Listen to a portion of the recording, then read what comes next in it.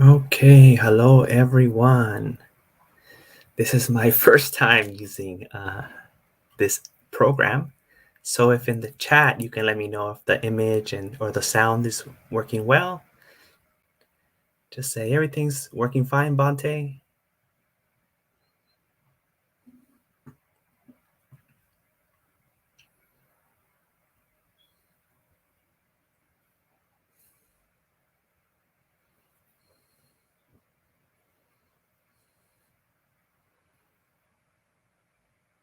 Okay, I think everyone all works fine. Thank you so much. Okay, thank you so much. Okay. So I'm just going to give it another minute or two because I know sometimes people are running late from work or you have to do something with the kids, make them some dinner. So just give it another minute or two to let more friends join us before we start.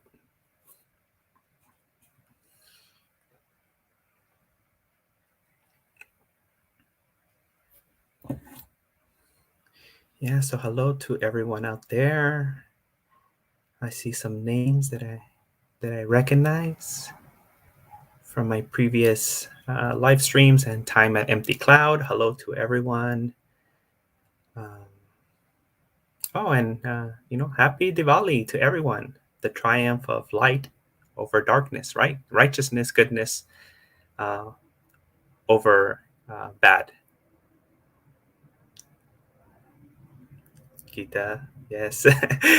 I would say good to see you, but I see you in the chat. So, yes, thank you. Okay. I'll just give it one more minute and we'll start at uh, minute 33.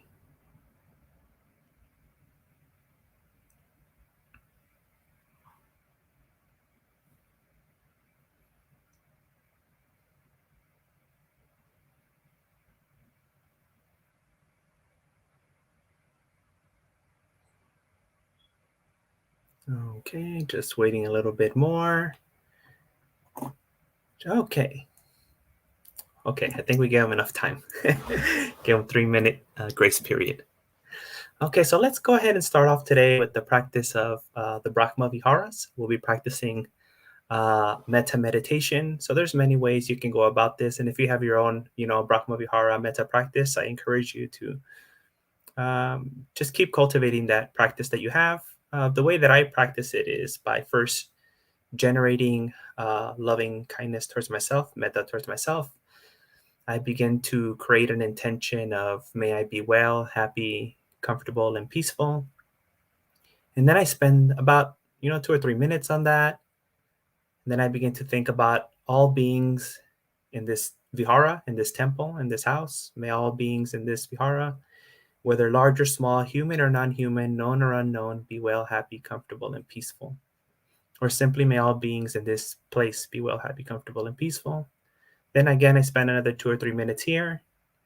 And then I begin to think about all the beings in the neighborhood. Then from the neighborhood to the city, from the city to the state, to the country, to the continent, the entire planet, the entire universe. May all beings throughout the entire universe, whether large or small, human or non-human, known or unknown, be well, happy, comfortable, and peaceful. So I try not to get too caught up on the words. The words are just kind of like a launching pad, right? To get my mind into that benevolent, friendly, loving kindness state of mind.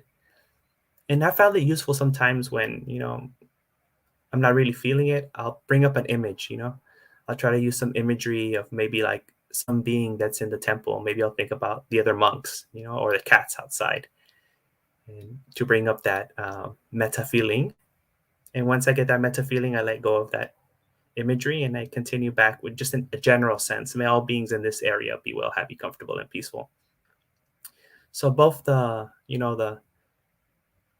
chatter of may I be well, happy, comfortable, and peaceful, and the use of like a mental image or just tools to help us get to that serene state of mind, that divine state. So we're going to go ahead and practice this for about, let's say 25 minutes till the hour. We'll be practicing loving kindness meditation. Then I'll do some chanting and we'll get into the Dhamma talk and then Q&A after that. So let's go ahead Find a comfortable position, nothing fancy unless you're into fancy things. You can just sit on a chair like I am, and make sure you're comfortable. Your back is straight to avoid, getting drowsy and sleepy. And you can keep your eyes open or close them. But if you keep your eyes open, try not to look at the screen or anything that might distract you. Just, keep a gentle gaze focused in one direction, or close your eyes. You may want to take a deep breath or two or stretch out before we start. It's very important that we get into a comfortable position so we can avoid fidgeting once we do start our meditation. But if you have to move at any point during the meditation, please feel free. Take care of yourself, take care of your body, take care of your mind. All right, with that said, let's get into the practice of metta bhavana.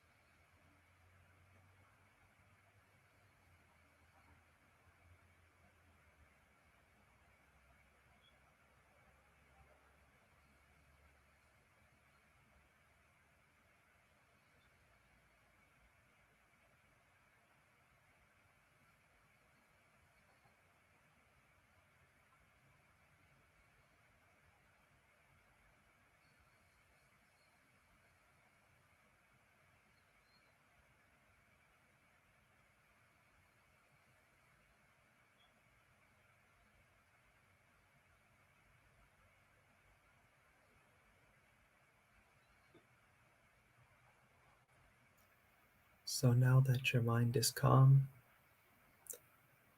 body is relaxed, you can bless yourself with your calm mind. By the great wisdom and compassion of the Supreme Buddha, truthfulness of his teachings, Dhamma, noble qualities of his perfect disciples, Mahasangha, may you be well, happy, comfortable, and peaceful.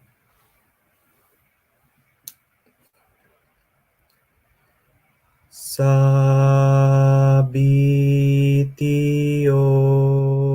vivanjantu.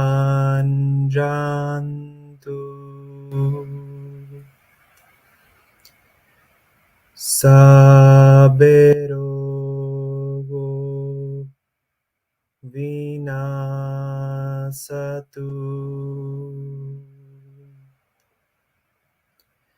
Mate pavantwanterayo. Suki digayuko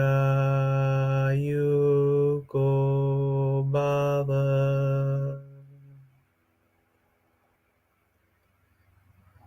Bhavetu sabbe mangelam.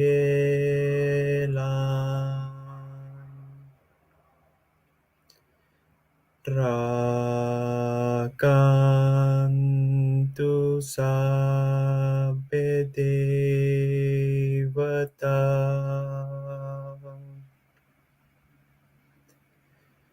Sabbe Buddha nubhavena.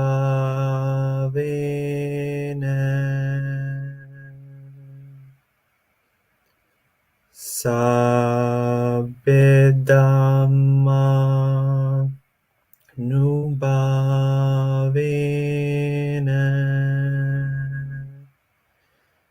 Sabbe Sangha nubhavena.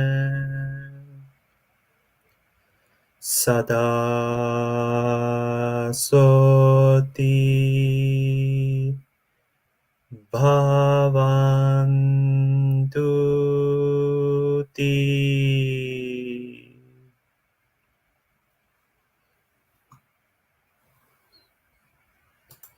Also, through the power of this harmonious action, may you be free from foolish company, and may you always have good companions until you attain Nibbana. Imina punya kamena mame bala samagamo satam samagemotu.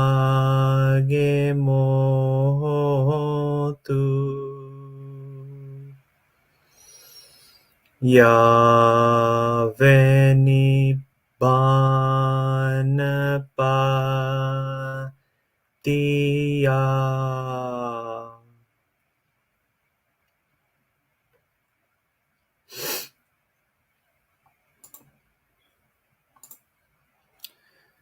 So I would like to invite those of you that are familiar with traditional Theravada Buddhist chanting to go ahead and chant with me at home as I go through homage to the Buddha, the Three Refuges, and homage again to Buddha, Buddha Vandana, Dhamma Vandana, and Sangha Vandana. So if you know them, follow along at home, and if you don't, you can listen in, okay, as I recite these. Namo tase bhagavato arahato samma sambuddhase. Namo tase bhagavato arahato samma sambuddhase. Namo tase bhagavato arahato samma sambuddhase. Tisarana, Buddham saranam gacchami, Dhammam saranam gacchami, Sangham saranam gacchami,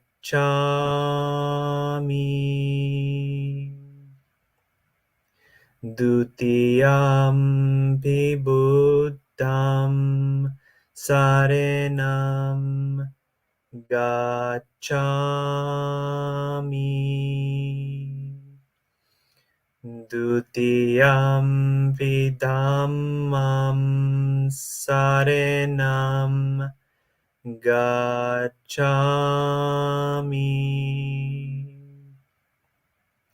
Dutiyampi sangham saranam gacchami,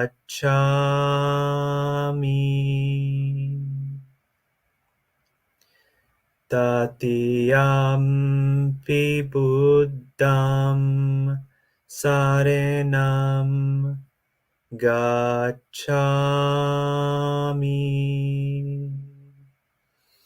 Tatiyampi dhammam saranam gacchami.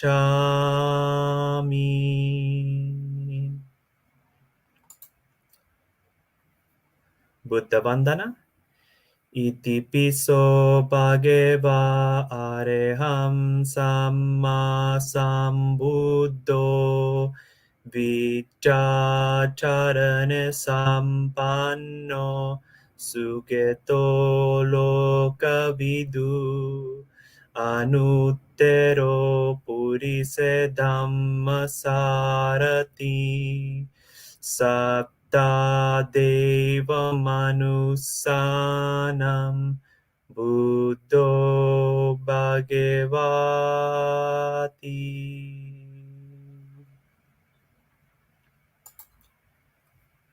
Dhamma Vandana. Svakato bhagavata dhammo sanditiko akaliko ehipassiko panahiko pachattam veditabo vinyuhiti.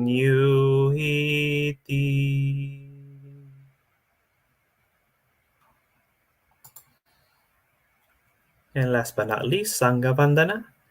Supatipanno bhagavato savaka sangho Ujupatipanno bhagavato savaka sangho Nyayapatipanno bhagavato savaka sangho Samicipatipanno bhagavato savaka sangho Yatidam chattari purise yugani Atte purise pugela Ese bhagavato savaka sangho Ahuneyo pahuneyo Dakineyo angelikareneyo Anutteram punyaketam lokasati.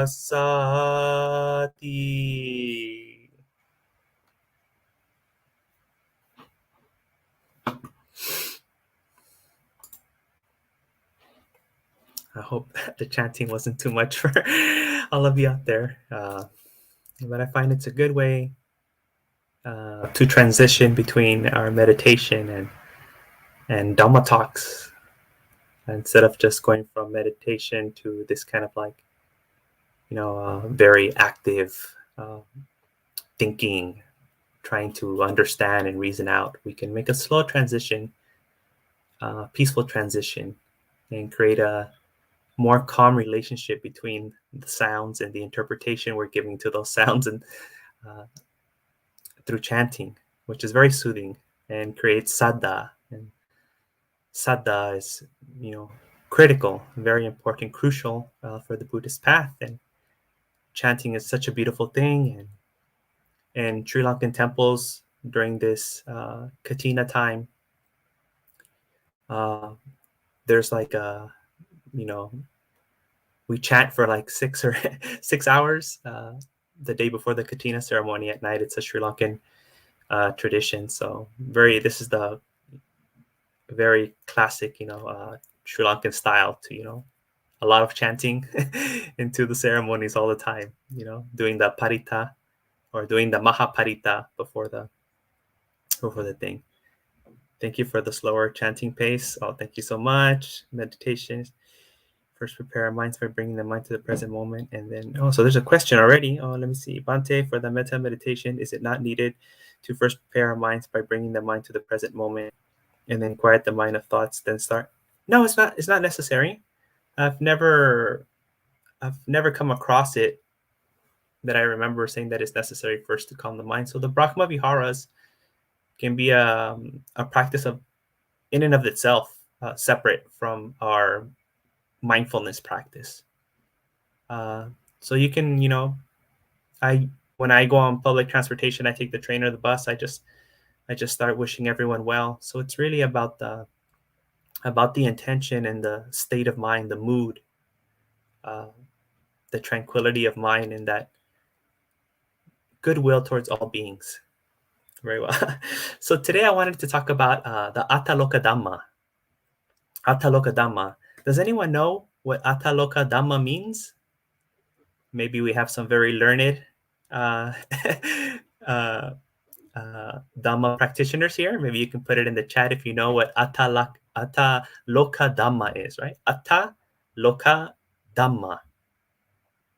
Let's give it a minute. Maybe it takes a little time for some of you to type it out, but it's a very, very important subject. The Buddha mentions it many times and in many different places. So I'll go ahead and tell you, since I don't see anything there. Maybe you're a little shy. Attha is 8, loka is world, and Dhamma, right? So it's usually translated as the 8 worldly vicissitudes, or the 8 winds of the world. So there are these 8 things that every human is perturbed by. Every mind is perturbed by 8 things. And the Buddha goes as far to say that in the Mahamangala Sutta, he says, Buddhasya loke dhamehi chittam yasya nekampati asokam birijam kemam etam mangalemuttemam. So one of the highest blessings is a mind that is not affected by these worldly vicissitudes, by these attha, loka, Dhamma. Yes, profit, loss. Yeah. Oh, very good. Yeah. Yeah.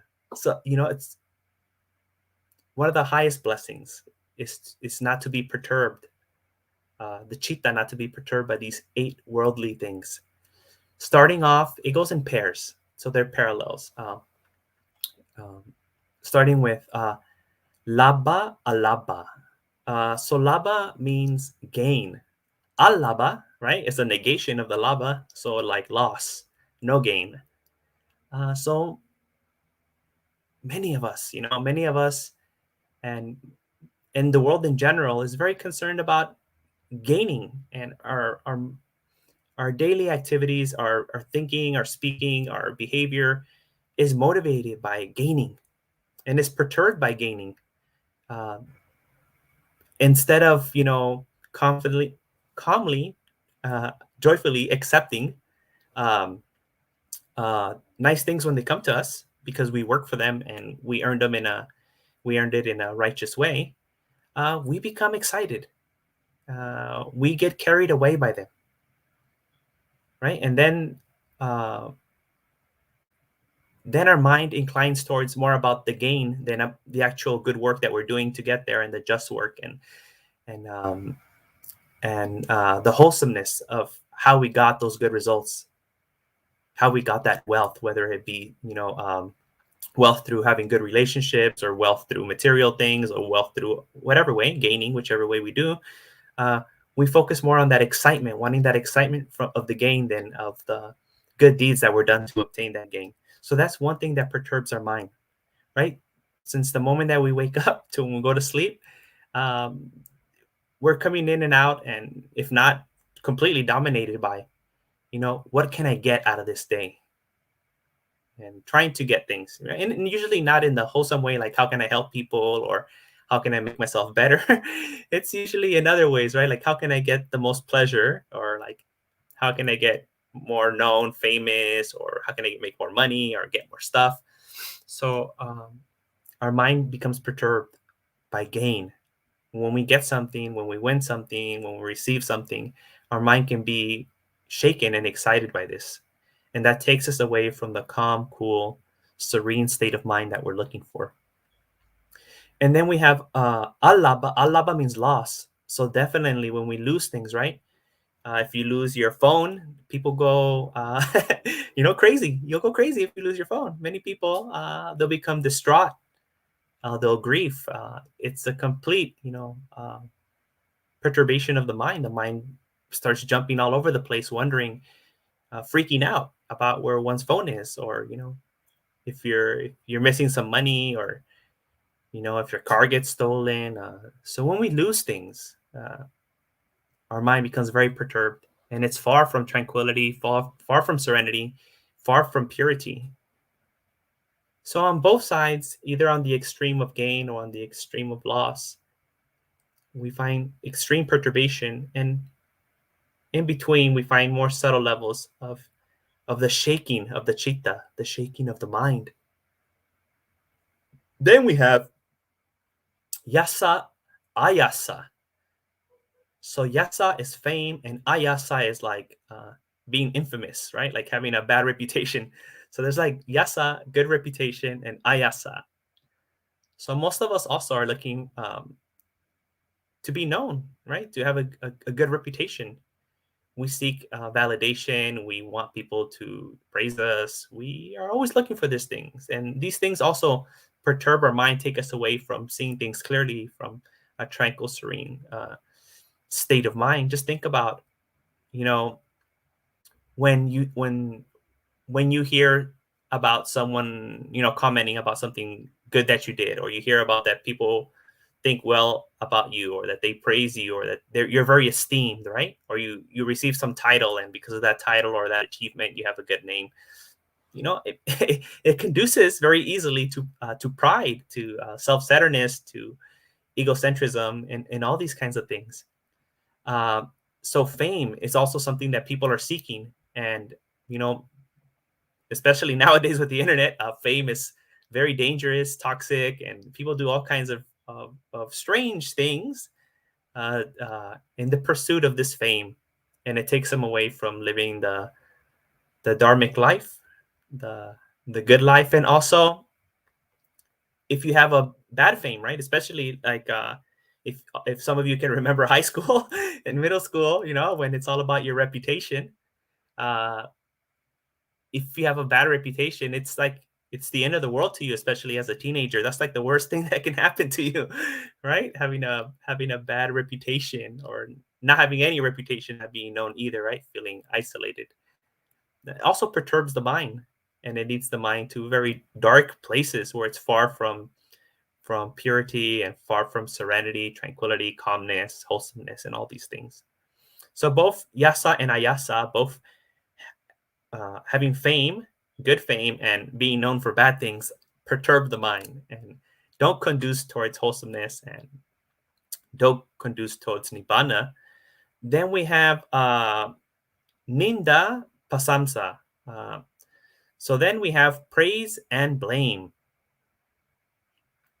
So all of us are seeking praise all the time. We love it when we hear nice words, when people, you're so nice, you're so beautiful, you're such a great person, and we get all excited. And even if it's not true, we never tell them to stop. If someone's telling us something sweet, even if it's not true, we're just going to let it happen because we love it. and if they're exaggerating something that is true, we're going to let them have it too. And then we get caught up on that. And it perturbs our mind. It takes us away from seeing things clearly, right? We get into this like, oh, I like this kind of feeling that's coming from it, so I'm going to let it happen, right? Even if it's not true. So that's also something that takes us away from our serenity and calmness and clearness of mind. And then we have prasansa, which is when people basically say bad words to you, right? Like insult you, and when people say you're dumb, or people, and kinds of insults and slander and these kind of things. That also bothers us a lot, right? Especially we can see this online with trolling and cyberbullying and bullying at school, and all kinds of subtle ways that we see the drastic effects that these kind of cruel, angry speech can have on people, which can lead them to very bad places. And even for the person who's saying it, too, not only the person on the receiving end, it completely perturbs their mind. It clouds their mind. It stains their mind. And then finally, we have sukha and dukkha. Dukkha, pain, and then pleasure here. We're talking about. So everyone's seeking this kind of happiness, excitement, and pleasure, and everyone's running away from pain. And this kind of, it's like everything, right? It's all encompassing these last two. It really encompasses all the other ones too. It's like a more basic, fundamental level. But just think about how every moment of our lives, whether awake or asleep, is really being dictated by this instinctual inclination towards seeking pleasure and aversion or moving away from painful things, to such an extent that even when we're asleep, right, we find our nice comfortable spot. We want to be in the pleasure place, and then even when you're asleep, you're not aware of it. When that becomes painful, you move and you find another pleasurable spot. And then from the moment you wake up, you start seeking pleasure. You either go to the bathroom to relieve yourself from the pain or non-pleasant sensation that's coming from having to go to the bathroom, or you're seeking something to eat or to drink because you're either hungry or thirsty. Let me just fix this lighting now. The sun's starting to go down. There we go. So we just don't eat to eat, or sleep or drink to drink something because we need to be hydrated. We want those experiences to be pleasurable. And as soon as we eat, when we start thinking about, well, what kind of pleasurable experience am I going to have for lunch? And or you start thinking about, oh, I have to go to work and I have to see that coworker, and that's going to be a painful experience for me because I don't want to be around that person. So 24 hours of the day, whether awake or asleep, we're stuck in this dichotomy.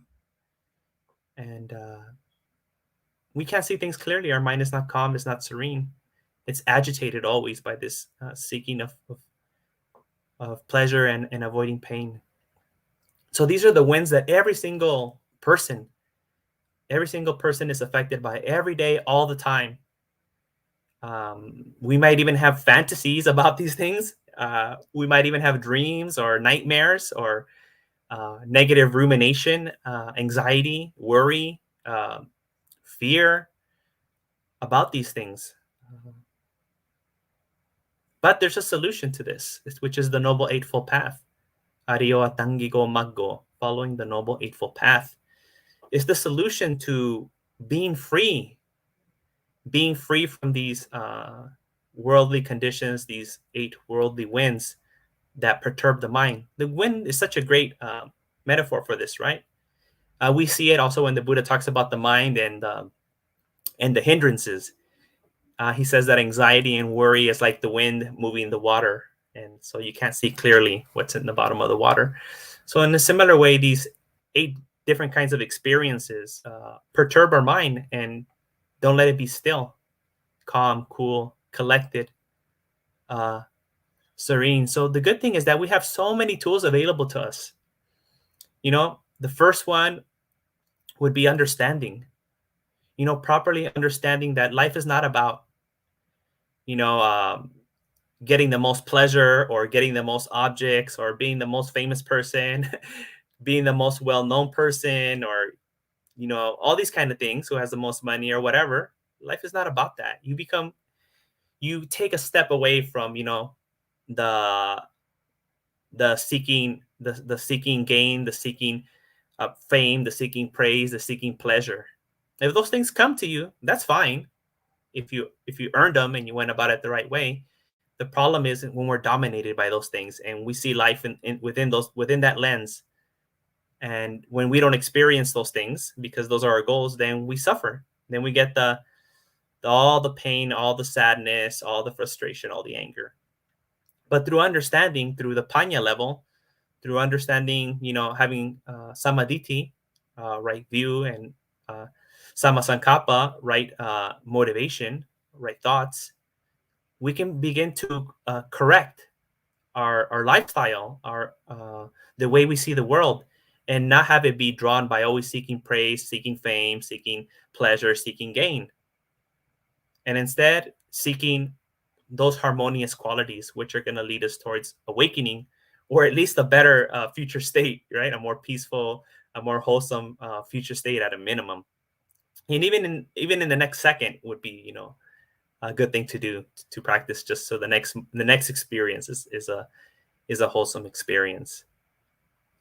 So I see some things here in the chat. Bhante, I'm not sure if you're answering questions. Can you comment on how the Dhammas have been there while your mind has been in extreme states? I know you have encountered threat in your life. Yeah, I mean, these Dhammas are something that everyone experiences, to different degrees. And I don't think that my experience is like a special experience. How I'd experience these 8 things in any different way than anyone else does in the past or in the present now, um, definitely becoming aware of them, uh, um, and having people around you who are also aware of them, having good friends that also understand how these 8 things are problematic and lead to suffering. So you being aware of these 8 things in itself helps you out to deal with them. Having people around you that also understand these things helps you with it. Having confidence in the Buddha, Dhamma, and Sangha, that means having saddha, having conviction, having dedication, having faith in the Dhamma, the Buddha, and the Sangha. Practicing sila, right? For you, the 5 precepts or 8 precepts, whatever you're practicing, or how many precepts you're taking, that also helps you not get dominated by these 8 things, because it's setting you in the right direction and it's orientating your life in the right way. That's why one of them is called right livelihood, right? Sama ajiva. It's sending you in the right way so you can be free from these and not be completely overtaken by them. And then you have after the practice of sila, you also have the practice of meditation to help you deal with these things, right? So when you are confronted by these things, you're coming at it with a calmer mind, a clearer mind, a more purified mind. So when you do experience things like loss or people insulting you or pain, your threshold is better. The mind doesn't get perturbed as easy as it did in the past. But if you don't practice, if you don't train the mind, then it's just gonna, be the way it's always been, which is very fickle, like a flame in the wind, going from side to side. Bhante, can you explain how you should deal with fear even when one does everything right? We live in the world of blame. How can we, there's a Zen saying, it goes, the way is easy for those who don't have any preferences. So one thing we have to do is stop, wanting things to be a certain way, stop having expectations, stop wanting things to be our way, right? I think, letting go of control. Control is just, us trying to exert our power over other beings, like if we know better, and stuff like that. So one way that we can get rid of a lot of these problems is by just surrendering our expectations, letting them all go. That doesn't mean that, we let injustice happen. So whatever's happening in the current moment, or if you can stop something from happening, you should try to do it, as long as it's in a wholesome way and it doesn't conduce to more suffering. But treating someone right, treating someone wholesomely is itself the reward. It feels good to treat people right in that moment, and it's the good thing to do. So when we do good things, when we help others, we shouldn't expect anything in return, any reciprocity or anything, especially from the ones that are close to us, because when they don't return our wholesomeness, that's when it hurts the most. So we should definitely practice that with the people that are closest to us more than anyone else. Fear, a big part of fear is misunderstanding. A big part of fear, it's not really understanding why things are happening. And,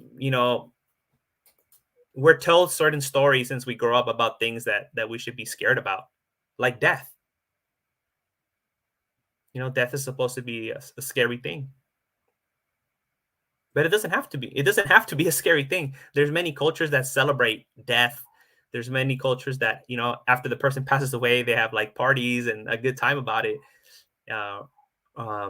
So fear doesn't always have to be the default. It's something that we learn. We're taught to fear certain things. So you can unlearn them. Try to find out what are the causes and conditions for that fear and understand them. And sometimes just by the very fact that you're attempting to understanding them, the fear becomes reduced. As the old saying goes, we fear what we don't understand, right? So understanding. And also through understanding, we can create causes and conditions that can alleviate or even eliminate the causes and conditions that are causing us to be fearful. So we really need to analyze the situation and look for the causes and conditions, the how to the fear, right? Instead of the why to the fear. How can no one is blameless? Well, I think we can know certain actions that we do are blameless. We can't say that we're completely blameless. I don't think anyone can say that. But the Buddha does give us a way to judge things, right? He says, if this is good for me, good for others, good for me and others, if it doesn't bring suffering to me, suffering to others, suffering to me and others, then it's something that's blameless, because it doesn't conduce to suffering and it conduces towards wholesomeness.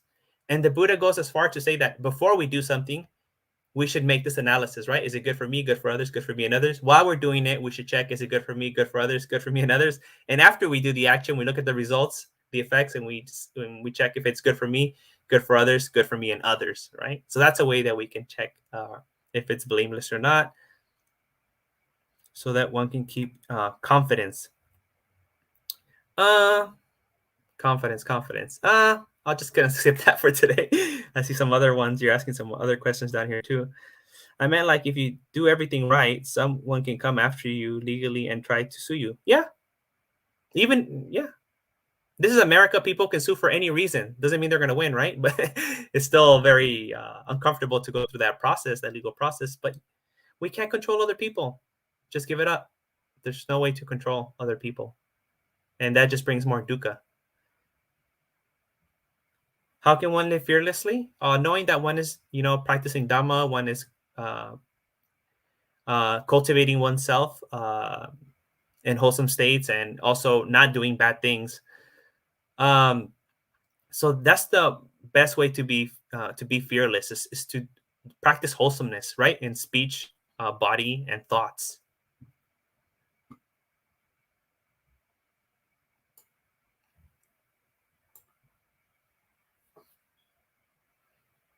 We can think of all the bad things that are going to happen to us or possibly can happen to us, but those are just fantasies, and they're not real things that are happening right now. So we shouldn't invest too much time into thinking of, like, oh, what if this happens, or what if that happens, or if people treat me like this, or if people treat me like that. We should focus more on our own practice, and that practice of Dhamma is a preventative practice. I mean to say that by practicing Dhamma, you'll see that when you come into those situations, you come better prepared and better able to deal with them. So instead of trying to find something to do to avoid those situations like forever in life, because you can't, there's always things are always going to happen, um, or trying to find a solution in the moment when anger or fear arises, we can practice prevention. Like when we talk about physical health, we shouldn't just like not take care of our bodies and only take care of our bodies once there's a problem, and then try to fix the problem. We should live a healthy lifestyle. We should exercise. We should eat properly. So if something does happen, our body, our health is better able to deal with those problems, right? So this is kind of like what we should do with the Dhamma. Dhamma is really something that we live. So when these things happen, because these 8 things are going to happen, you can't escape it. Everyone experiences them. You can deal with them in a better way. So, a lot of how I focus, or what I like to focus on the teachings of the Dhamma when it comes to like problems, because, many people come to Buddhism to deal with their problems, especially the biggest problem of dukkha, right? Of rebirth and stuff like that. I try to focus more on prevention instead of providing like, well, here's a pill for sadness and here's a pill for anger. And this is what you do when someone screams at you. And this is what you do. I mean, that's kind of late. That's kind of late in the game if you think you're going to like be MacGyver, like a, Buddhist MacGyver and come up with something to fix you. When someone dies that we love, when someone comes up to us and pushes us, that's a very powerful experience. Very powerful. And if you haven't properly, trained your mind, educated yourself in Dhamma, you're probably not going to be able to do much besides like not strike the person back or hurt yourself.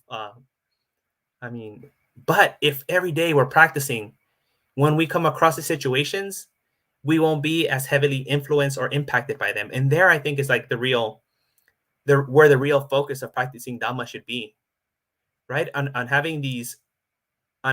developing these internal skills.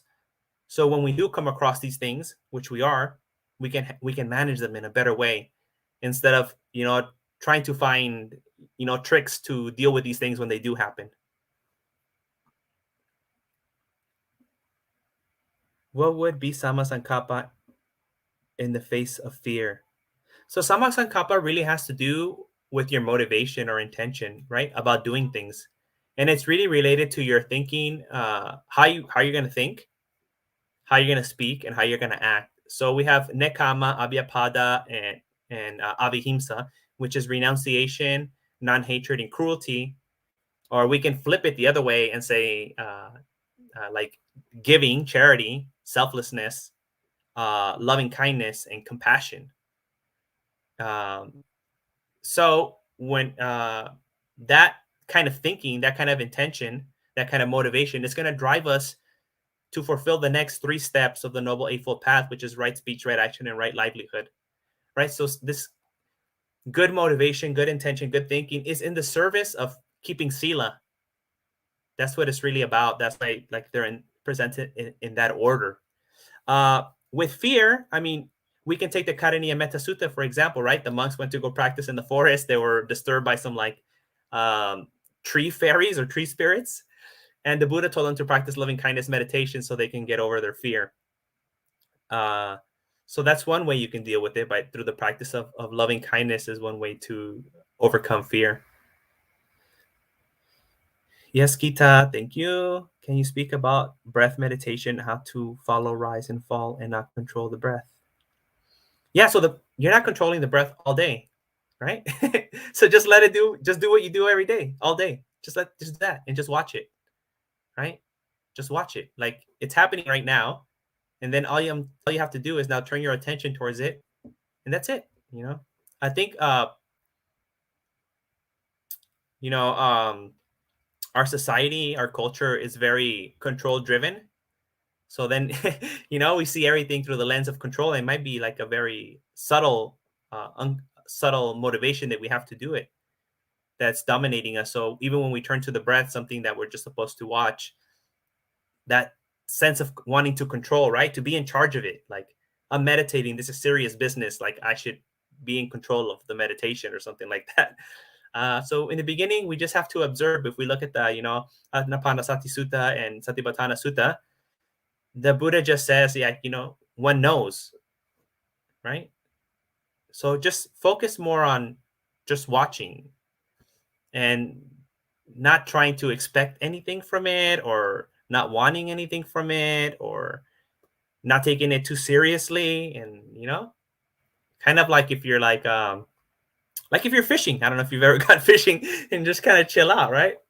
And just watch things as they happen.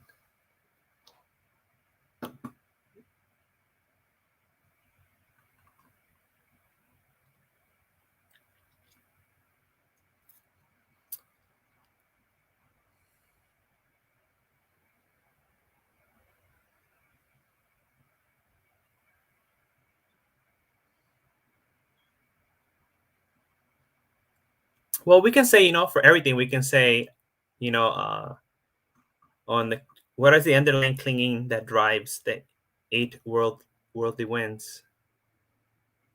I mean, these are things that happen, right? Um, Between interactions that we have in the world. So everyone's going to experience loss because we have a relationship with something and it gets lost. So it's, um, this is the way the world is. And really what we're trying to do is understand, hey, this is the way the world is. And, just kind of be okay with it, right? In the sense that we're not going to beat ourselves up or expect anything different, but not in the sense where we're indifferent to it, right? Not like that.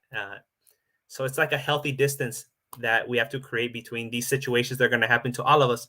But I mean, at the end of the day, we can just say greed, hatred, and delusion are the root of everything. And even the root of everything is delusion, right? Self-view would be, because you need a self that wants things and a self that doesn't want things, right? So we can always break it down to that very simple formula. I think I skipped something about metta meditation walking. Bhante, are the instructions for walking metta meditation? Actually, the instructions for walking are not very well laid out in the suttas. It just says that one's aware that they're walking, and that's it. Kind of like when it says one's aware that for the monks, how they arrange their robe or their bowl.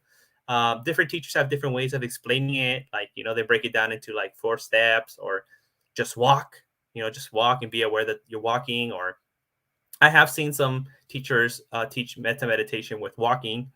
So I think all these different ways of doing it are valid. But you can look in the Kayagata Sati Sutta and Satipatthana Sutta, and you'll see that there isn't that much direction on how to properly practice walking meditation. But hey, if you find that metta works for you, go ahead. If you find that asubha, like badness of the body or whatever, works for you, go for it. If you want to practice Buddha Nusati when walking, thinking about the Buddha, reflecting on the noble qualities of the Buddha or the Dhamma, the Sangha, go for it. So we have to really examine, this lead to wholesome states, and is it leading me towards the goal of Nibbana? And if it's doing that, then it's fine.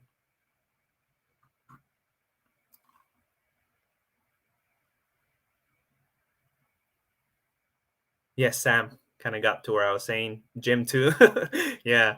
We can always break it down to that, right? Like the root of everything we could say is this self-view, and then from that arises the greediness and the aversion.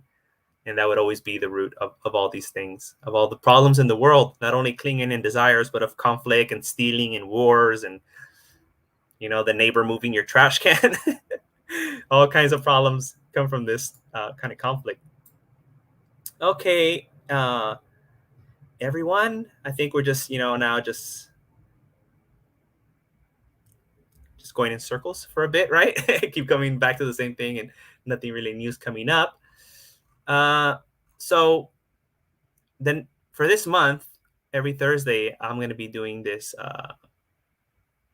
this section, right, of the live streams. And we're going to follow the same formula for the next 3 Thursdays, which is meditation. I'm going to change the meditations up, chanting, and then I'll talk about, something about the Dhamma, and then followed by the Q&A. So it's going to be meditation, chanting. I'll give some Dhamma topic and talk about it. And then at the end, we'll do the questions like we did today. So I hope that you all can join me next week, same time, same channel, right? I'm so happy to be here with everyone from Buddhist Insights again, hoping to make my way back to Empty Cloud as soon as possible. I always tell Bhante and Aya that I really like it there, and whenever possible, whenever I have free time, I'll try to make it out there. So, I mean, this is still good. I see a lot of familiar names on the chat. So I'm happy to see you all. Pretty good turnout and everything. So if you have any suggestions, anything, you can find me. You can send me a message on Facebook as Bhante Sanathavihari, or Los Angeles Sanathavihari. and I think you can leave comments in this very video, and I'll check them throughout the week. So we'll end with that, friends. Until next week, may you be well, happy, comfortable, and peaceful. See you next time.